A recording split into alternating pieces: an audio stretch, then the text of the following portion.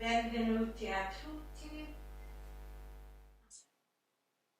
Several months ago, in the deep throes of COVID lockdown, my niece, an art historian and professor from Texas, wrote me about a new book on Piero della Francesca that she loved. She wrote, quote, "Buy this book, Auntie Dana. You will especially like the flagellation argument so much." The parallels drawn between the narrative and the spatial structures of the Shiva register at Arezzo is a brilliant way in to how the Urbino picture works. The author's point that Piero painted to be seen and to be understood and not to puzzle us is a valuable caveat. I think she would love a copy of your poetry volume.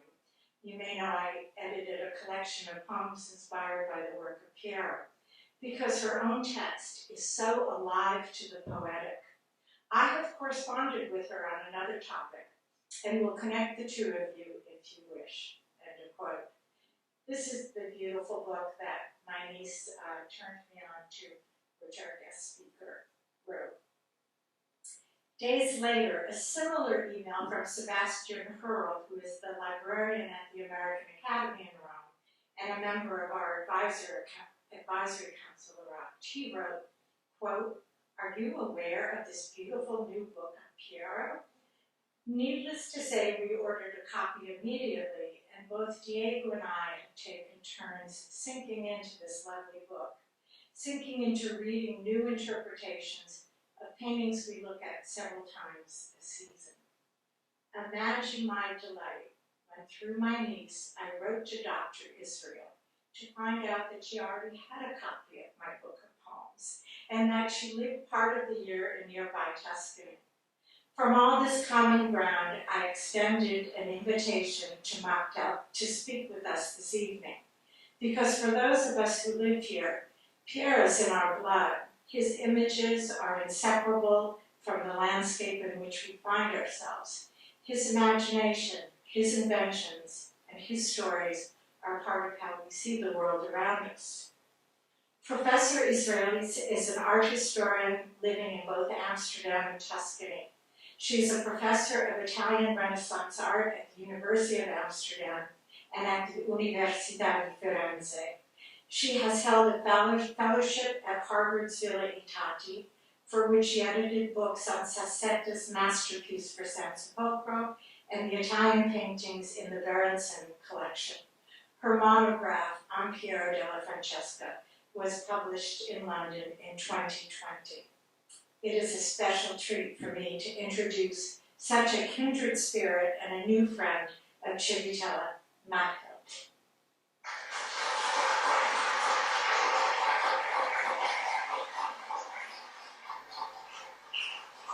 Thank you so much, Dana. I feel humbled to be here because you are the apostle of Piero della Francesca, and I think you have instilled his art in the hearts of the fellows that are here this year and that have been here through your entire directorship. So just try to tread in your footsteps. That's what it's all about.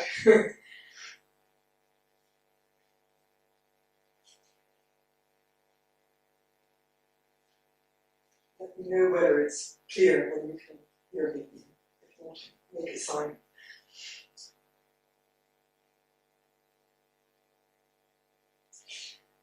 Piero della Francesca, painter and mathematician, lived from 1412 to 1492. The span of his life, a dash between dates, coincides with the Italian Renaissance. We might be wary of the historicity of periodization, but his was an era that explicitly defined itself in relation to the past. His colleague, Leon Battista Alberti, states that artists of his time were progressing without masters, unlike those of antiquity. His fellow humanist, Flavio Biondo, coins the term Middle Ages as the period that divides his from antiquity. Piero writes on perspective, convinced that he, Like before him, the painters of antiquity earned fame through its use. Alberti, Biondo, and Piero were conscious that they forged change. If nothing changes, as Aristotle understood, and theoretical physicists now confirm, there is no time. Time is a measure of change. Intent on transformation, the artists of the 15th century were historically aware. Yet, whereas time is the medium of music, of many of you here, of rhetoric and poetry, it does not come naturally to the space-rooted visual arts of Piero. Already Alberti, when writing on how to render emotion in painting, prefers the depiction of movements that are changes of position over those indicative of different passages of time, such as growing or diminishing. To complicate matters, Piero has, ever since Roberto Longhi, been understood as a still, solemn, silent artist. Nonetheless, a painter such as Piero was confronted with time, his own and that of his audience. Put differently, his lines, perspective, and color had to depict not only space, but had to be deposits of the period of creation and incentives to the unfolding of looking. Piero was also faced with the time of his subject matter, of before and after, of stories, of the present or past, of narratives, of the temporal or eternal, of their protagonists. How did he rise to this task? And how can an understanding of Piero's solutions enhance a historically informed appraisal of his works, such as the much interpreted Flagellation? I invite you to hear his time by looking at his art, starting with the better known subject matter of his baptism and the legend of the true cross before we study the Flagellation. So let's look at Piero's tools of time. We might distill some of them from his earliest known work, the baptism of about 1442-45, planned for the center of a triptych in the church of San Giovanni Valdafra in San Sepolcro that was finished by somebody else. Piero painted Christ's first manifestation as not only a human, but a divine being. The difference between the earthly or temporal and the divine or eternal is light. The Tuscan landscape is bathing in the sun, shining from a direction that is consonant with the work's placement on its original altar. Desolate church. Now, coming from the front and the top right, as you can see, the light is conceivably also from the east, as seen from our south, from the rising of the sun, that is, and therefore fitting to the concept of baptism as a new beginning. In contrast to this fleeting light, Christ's everlastingness is imminent through the gold rays of light descending along with the dove of the Holy Spirit from behind a walnut tree, originally probably finding their origin in the figure of God the Father in the gable, where earthly temporal light strikes the water of the Jordan, so the river where Christ is baptized, and where you can see the wonderful clouds of the sky reflecting. It reflecting the landscape, where the divine, eternal light strikes it at a right angle, it penetrates.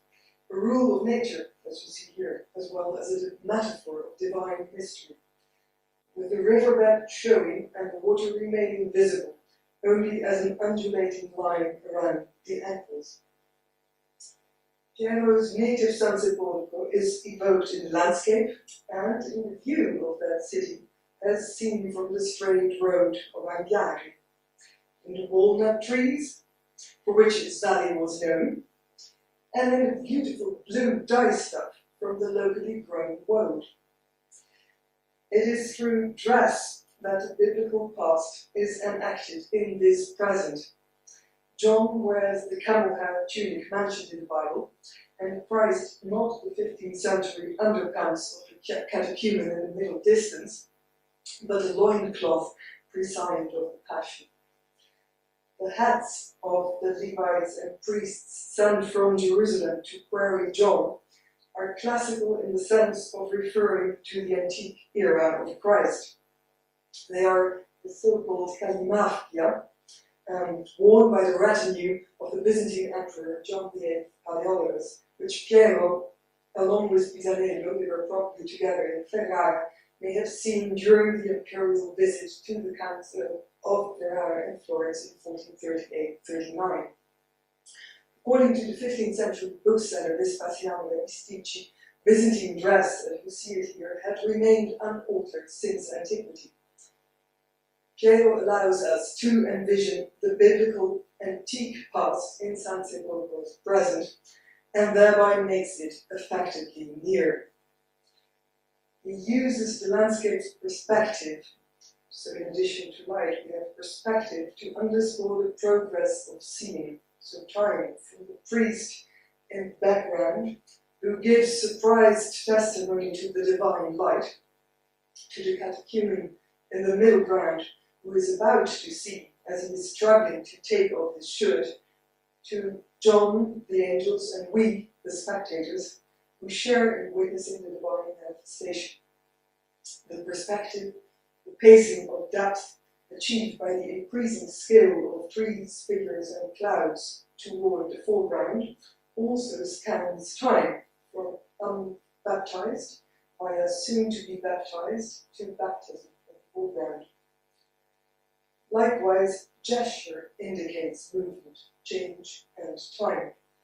The Baptist, who is stepping into the river and seeping from that wonderful turned wood bowl with his raised hand, the water trickling down amongst Christ's hair, mark the onset and duration of the event. Piero selected the essential moment. John, and echoing him, the foremost angel, make a gesture of wonder, showing Christ's manifestation has just started to happen.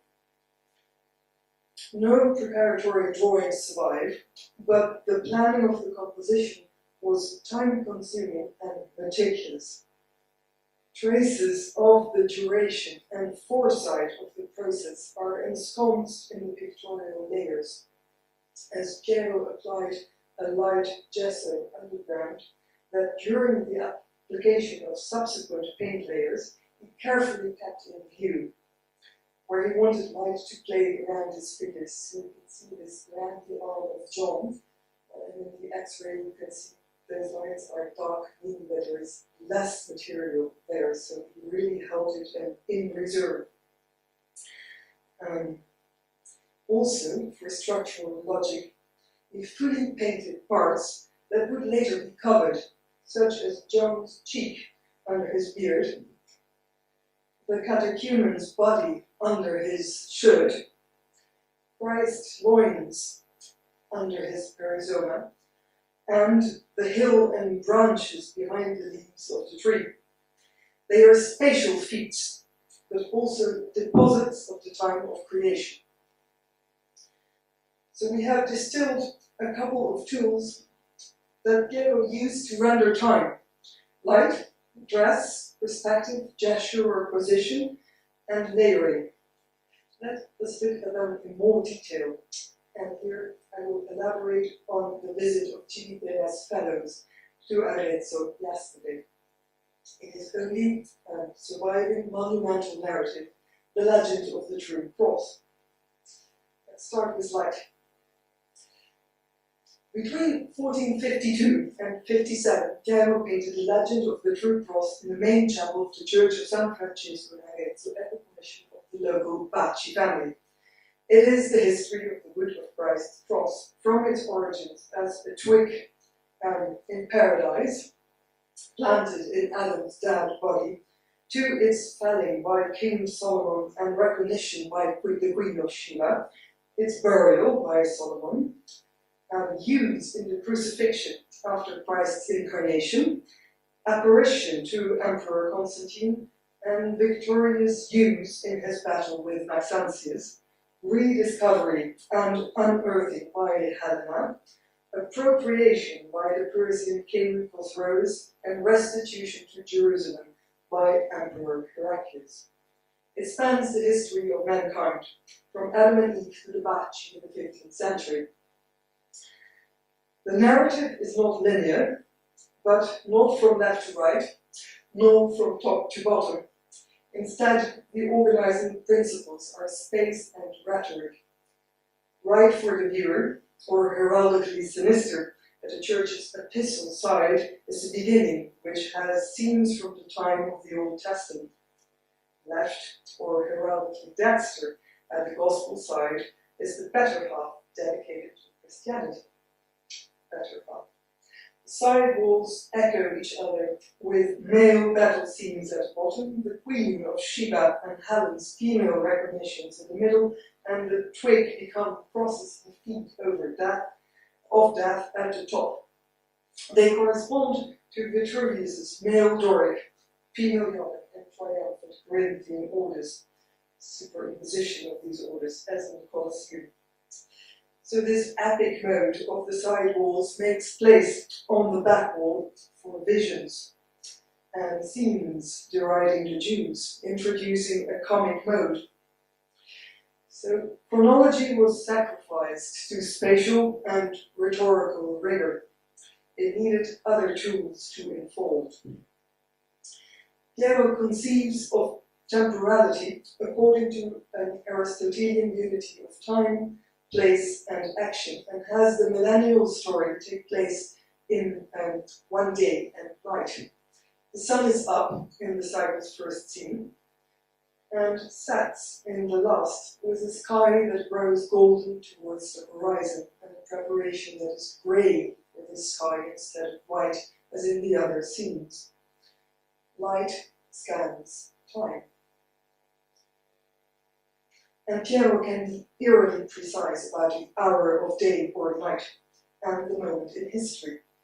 When Constantine dreams of his victory in the sign of the cross, the night before he will meet Maxentius, his rival to the throne of Rome, the setting of the vision meticulously observes temporal time, that of the night with a starry sky that is not random but precise, with constellations such as they would have appeared in Rome on the 27th of October, the night of the vision. When an angel dashes into the dark to reveal a shining cross to Constantine, illuminating the group of imperial guards from within, its divine light is sudden and revealing. Through light, Piero was precise about the time of day, of history, and of the eternal. He forged a moment of change, and therefore of a happening in time, the onset of accepted Christianity. Piero can also, as we have seen yesterday in Arezzo, harness light to unsettle, to reverse. He played with an illogical incidence of light to introduce a humoristic note, to indicate unnaturalness, the inhibition of the progress of the cross, when in this scene a Jew is derided who does not want to reveal where the wood of the cross is buried, and he is being pulled by his hair from this well in a very burlesque way. This is the only scene of the cycle in which the incidence of the light does not correspond to the original flow of light from the central southern window of the chapel, but strikes, comically, from the opposite direction. In Piero's work, therefore, light tells the time of day, the beginning and end, the eternal and maybe ridiculous inversion. Let's look at dress.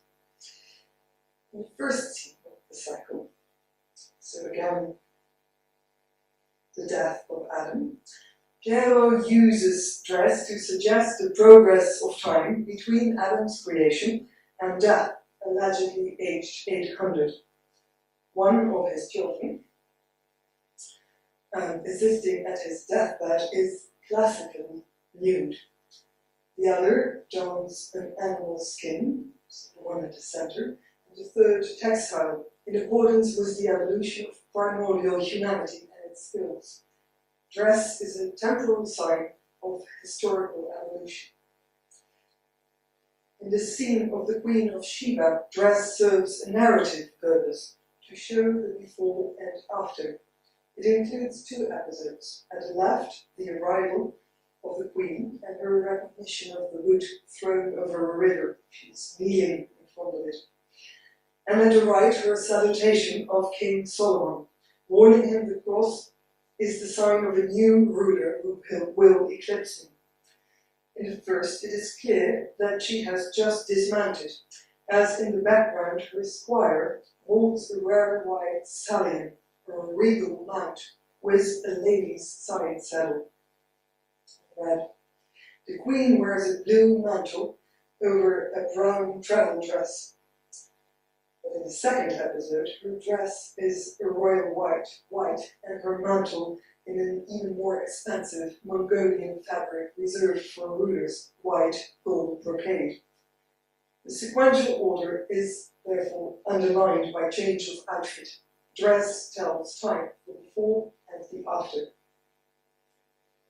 In the encounter of Constantine and Maxentius, taking place in the 4th century, and the Battle of Heraclius, and beheading of Chosroes, who had appropriated the cross, Piero used what he thought was dress and armor of antiquity, and combined it with those of his own day.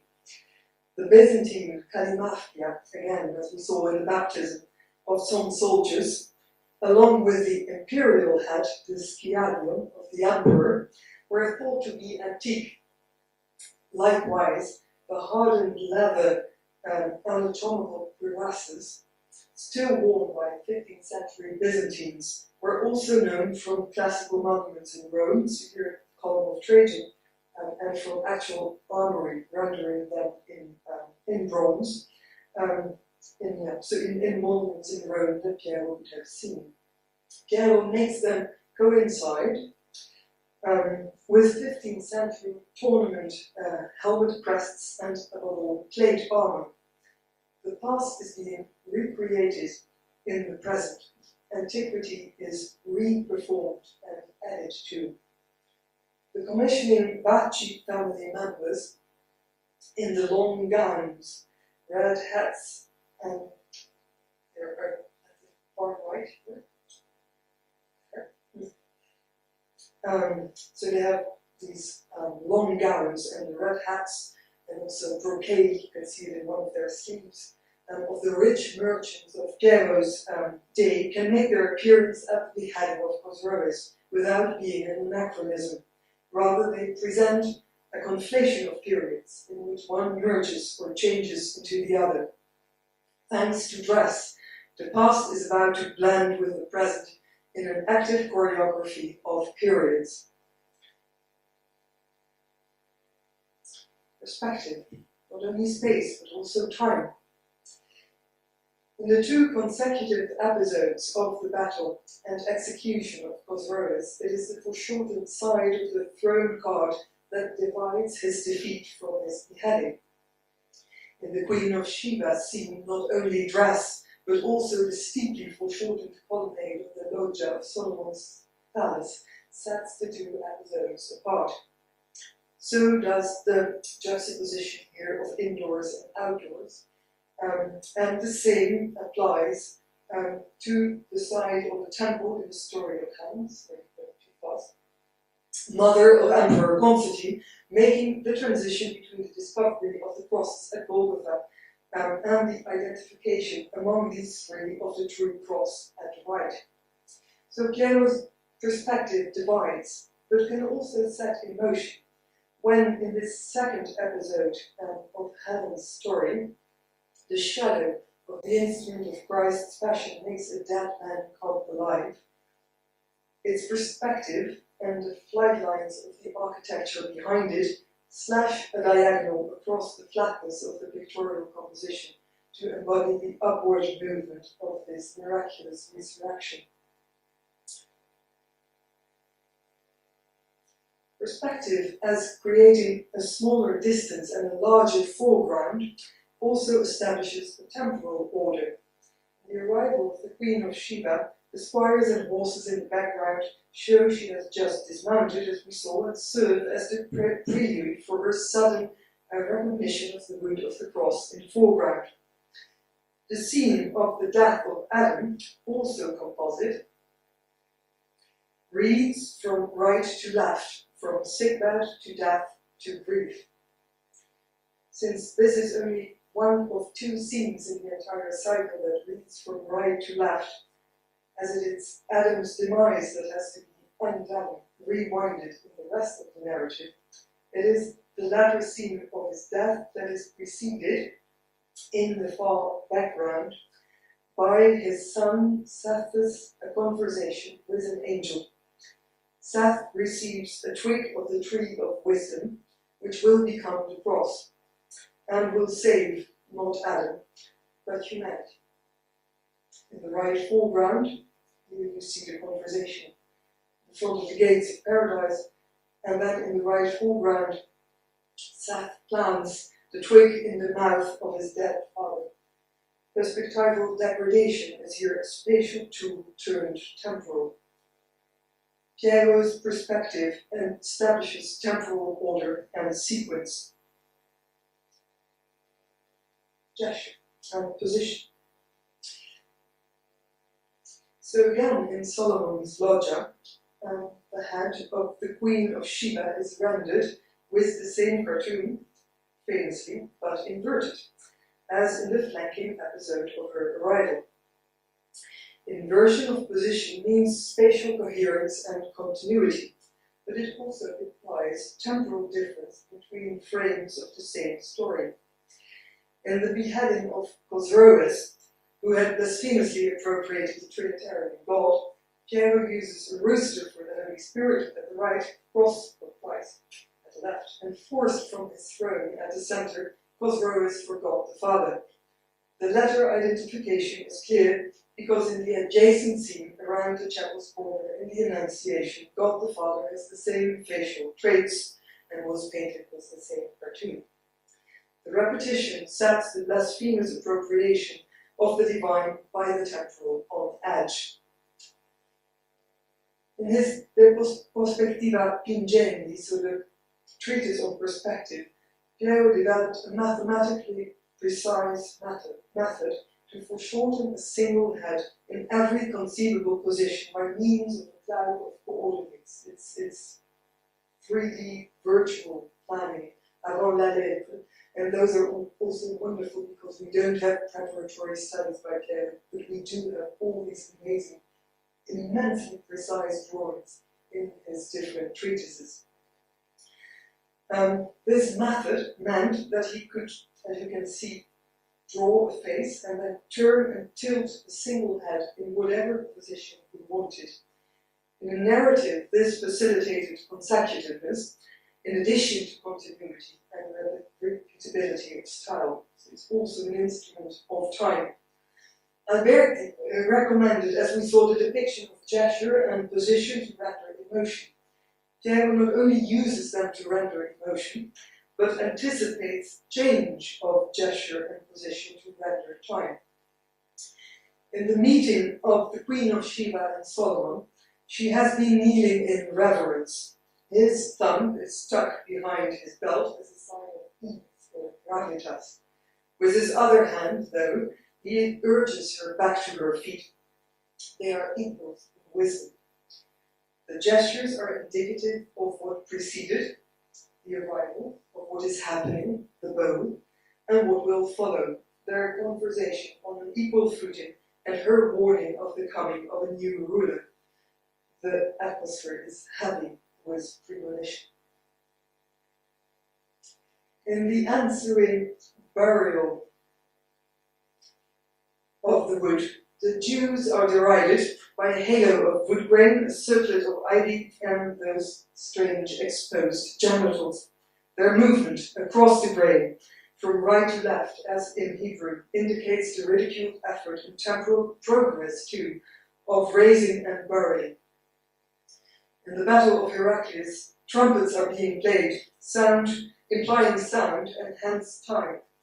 Arrows are piercing the sky and enter from the chapel space, therefore implying the viewer, the present, and suggesting there are archers in your midst, making the scene tumultuous rather than still, and ongoing rather than arrested.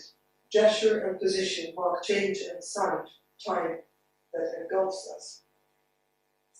In the Annunciation, the angel stands in front of a door with Gothic carved panels, whereas the Virgin's loggia is all'antica.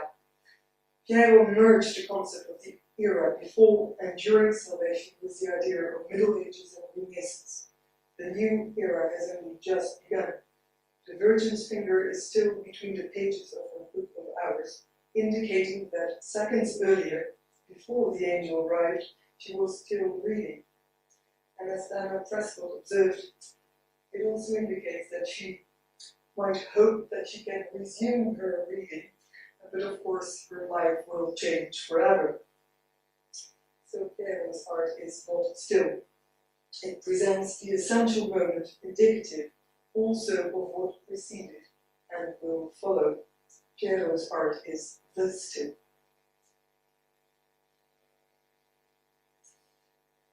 Now that I hope you are familiar with some features of Piero's grammar for depicting time, we might hone them to our understanding of his flagellation. The painting's date, patron, subject matter, original destination, you name it, everything is undocumented, and that has so far resulted in dozens of interpretations and the epithet enigmatic. That, however, is a mode extraneous to Piero's lucid narration.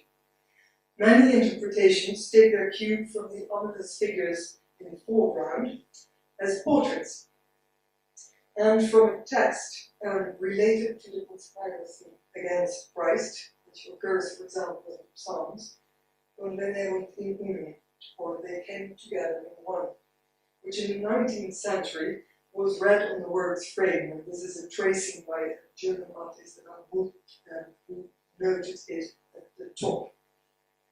Such readings suggest the figure's gathering concerns the Crusades, a sense of conspiracy, or a tragedy in the family of Piero's patrons at Urbino the Montefeltro. The faces are, however, no portraits. We'll have to discuss this with Diego. But generic types in Piero's oeuvre. Moreover, a document of 1717, the very first we have for the painting, indicates that the original applied frame had long detached because of warping. You can see the warp from the side of the panel here. And we know from that document too that it had been reframed twice since Piero painted it. Therefore, the inscription read on the frame in the 19th century cannot have been original. The same documents gives some kind of a clue about the original provenance and date of the work, as it locates it in the Cathedral of Urbino. Here, Piero's Mecenas, Count Federico di Montefeltro, probably had patronage rights over the prestigious Chapel of the Sacrament, connected to his palace. Close in conception of space, light and sky, to Piero's fresco cycle in Arezzo of the mid-1450s, the flagellation would have been painted during the years 1455-64, years in which Federico was busy reconstructing Urbino Cathedral. The flagellation may have been commissioned by Federico for the Sacrament Chapel.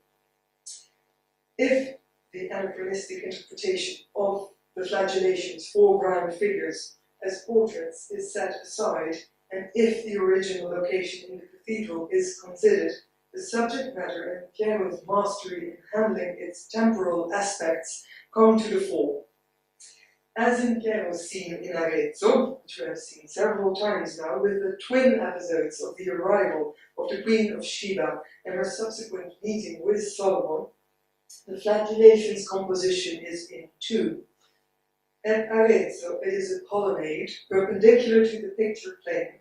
The difference between outdoors and indoors, and the Queen's change of dress that sets the two consecutive episodes apart. Likewise, in the Flagellation, Piero employed, here again, the Queen of Sheba, and here the Flagellation, where you can see that partitioning by means of the foreshortened side of Pilate's loggia, the indoor-outdoor contrast, and possibly, as we will see, one actor's change of dress to set the two parts of his painting apart. For temporal differentiation, further temporal differentiation, he also uses variation in distance of the figures and in the lighting scheme. As in Arezzo, in the Flagellation, consecutive episodes from a narrative seem to take place. At the left, in the open ground floor loggia of his palace, Pilate sits in judgment, as Christ is flagellated at his orders. Scepter in hand, or an imperial selacoris, he is dressed in the hat and shoes of a Byzantine emperor that Piero and his contemporaries, as we saw, had seen in Ferrara with the visit of John Paleologus, and that they identified as that of an early Christian ruler. In front of Pilate, Christ is tied against the column, surmounted by a gold idol. Two barefoot executioners, wrapped in simple tunics, have raised their leather flails for the first blow. Seen from behind, an overseer in beautiful whites, in a white turban and tunic, is dressed like a workman in the discovery of the crosses in Arezzo. He observes, recoiling, raising his hand, as in, for example, the frightened, overawed Virgin Annunciate in Filippo Lippi's Martelli altarpiece, or the angel in Piero's own baptism. It is a gesture of fear or wonder, as though the overseer recognizes Christ and doubts justice is being done. The second episode, to the right of the foreshortened loggia colonnade, has its figures in the foreground.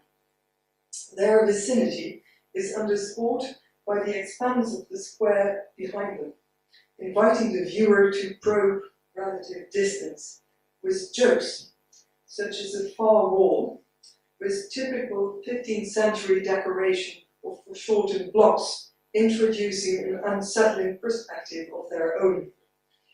This is the artist Piero at work, who wrote in his treatise on perspective that painting is nothing else but a demonstration of bodies that become smaller or bigger according to their distance from the eye. We have seen that such relative vicinity could be a temporal figure too, signifying a sequel. Pilate seems present in both episodes. His profile in the Flagellation scene is damaged, hampering the comparison, but the left foreground figure has the same olive countenance, green eyes, brown hair following the neck, and the beard trimmed in 2 points. Just as in the 2 episodes seen in Arezzo, the Queen of Sheba appears first in travel dress and next in regal attire. In the Flagellation second episode, Pilate seems to have changed his judge's garb for the furry, mushroom-shaped hat that Piero also used for Roman officials in the Arezzo cycle, and a crimson mantle over a green tunic with pink collar, and here the color scheme has been inversed in relation to the Flagellation episode, and yellow instead of red boots. He addresses Joseph of Arimathea, called rich, a secret disciple of Christ, and a righteous man in the Bible. He is depicted as a person of means and dignity, wearing a lavish 15th century fur-lined gown with long open sleeves that was all the vogue at the European court. He has hooked his thumbs behind his belt, calmly, much like the listening Solomon in Arezzo. Piero imagined him in the dress that a wealthy contemporary merchant might have worn, presumably also Jewish ones. He has the short trimmed hair of 15th century merchants, just like the commissioning Bacci family members in Arezzo, where one has a gold and blue brocaded sleeve, one white in red, as his blue brocaded sleeve protruding from under the mantle. According to the Gospels, Joseph of Arimathea came to Pilate after the crucifixion and begged the body of Jesus so that he might give it proper burial. Pilate, who had not come to Golgotha for the crucifixion, wondered that he should already be dead. This is why Piero here depicted Pilate with hand raised in wonder. Piero's central figure is a young blonde man who looks out of the picture, left hand on his hip, defiantly impressed. He is barefoot and in an ample tunic, like the overseer of the previous episode, only without turban and in red with a white amicia or shirt. The solemn digging helpers of St. Helena in the discovery of the crosses in Arezzo also wear a camicia and a similar tunic and belt. So within the logic of Piero's use of dress, the blonde man must be a workman, Joseph's helper. The scene of Joseph of Arimathea begging Pilate for Christ's body is rare, but other representations include, at the top left, the Enriquez de Ribera prayer book by Simon Benin, and a panel painting by the master of the Virgin among Virgins, so Flemish painters that were treasured at Urbino. Following the flagellation, in this second episode, Piero seems to have skipped the crucifixion and propelled us to the consecutive point in the Passion narrative when Christ has just died. Piero also seems to employ his careful lighting scheme to make his purpose of the timing of these two episodes clear. Sunlight from the top left illuminates the outdoor parts of the painting. Hope you can see that. So picking out the vibrant white of the architecture and beautifully colored garments of the figures, as well as the staircase, also outdoors, in the hallway behind Pilate. It casts shadows of the figures and of antique marble palaces on the pavement and on the 15th century pink palace's roof, of the 15th century pink palace's roof on its facade. But inside Pilate's judgment hall, the light comes from the opposite direction. Rather than a divine apparition between the loggia's columns, as has also been suggested, it seems to come from a window between what must be partially walled intercolumnations in the side colonnade, such as Piero could have seen at the Pantheon and the Lateran Baptistry in Rome, antique monuments. And as they lived in his age. The window is in the central intercolumnation of Pilate's loggia and is only just visible. It illuminates, and you can see it, the architrave above it and the top, but not the bottom, of the column next to it, whereas the window's rectangular shape can be deduced from the shadow on the entablature above the door behind Christ. The window starkly lights the central ceiling portrait adjacent to it, Christ, Pilate, and the executioner in blue, and wonderfully places the other two men against the light, as we have seen happening with the angelic apparition in the vision of Constantine. Given the direction of the shadows outdoors, the sun is slightly in front of the picture surface, so that the viewer's position is again south. Therefore, in the earlier, and therefore smaller flagellation episode, the light source at the right implies the morning sun is in the east, in accordance with the time of day when the flagellation occurred. When Joseph of Arimathea comes to Pilate, after Christ had died at 3 in the afternoon, the sun is in the west, in accordance with the different direction of light in that episode. As in Arezzo and the baptism, the most recent scene is in the foreground. As in Arezzo, Piero may have designed his lighting scheme to reflect the narrative according to an Aristotelian unity of time, without compromising unity of space and action.